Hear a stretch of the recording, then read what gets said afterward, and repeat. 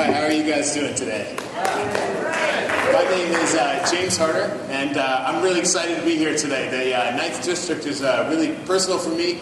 I used to work for Congressman Rick Boucher's office in Washington, D.C., and we can't say more than that. I was really sad to see him go, but I really feel close to all of the 9th District, and I really love the entirety of it. It's also close to me here today is being here at New River Community College. I'm actually an associate's degree graduate from New River Community College, so it's great to be back. I don't think I've been back since I graduated, actually, so it's nice to be here today. But a little bit more about myself. I come from a family that's been involved in public service for generations. My grandmother, Joan Munford, was in the House of Delegates in the 80s and 90s, and her service is really one of the things that inspired me to get into this race. I come from a family that's been in Blacksburg for 5 generations, and I really want to do things to help grow our communities by supporting our local economy, doing things to help out women's rights, and really doing things to help support environmental issues. And those are all close to Democrats' hearts, and I'm going to be a leader on those things in the House of Delegates.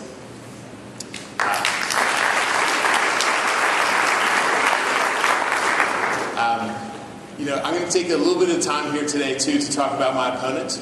His name is Joseph Yost, and for those of you who are in the 12th District, you probably know him. A lot of people say things like, he's a friendly guy. He's a guy that's, been helpful on some issues, and he's not that bad. I'm here to tell you that that's wrong. That's a persona that he's created, and he's really not a friend to Democrats. If he were a friend to Democrats, he wouldn't be voting for the transvaginal and transabdominal abortion requirements.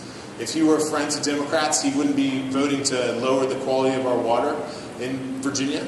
And if he were a friend to Democrats, he wouldn't be voting for things like the hybrid tax. And we really need someone who's ready to stand up and represent the 12th District and come from our end of the state that's ready to work for those issues. So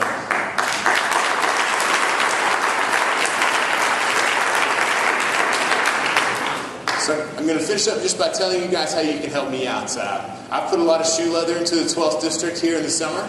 And I know a lot of you guys here that are in the 12th District have done so too. But it's going to take us following through here into the fall and doing everything we can to get in touch with people, look them eye to eye, and tell them exactly why this race is important and why they need to be there for us on November 5th. And I hope that if you haven't gotten out there, that you'll get in touch with my campaign manager or me myself so we can get out to voters.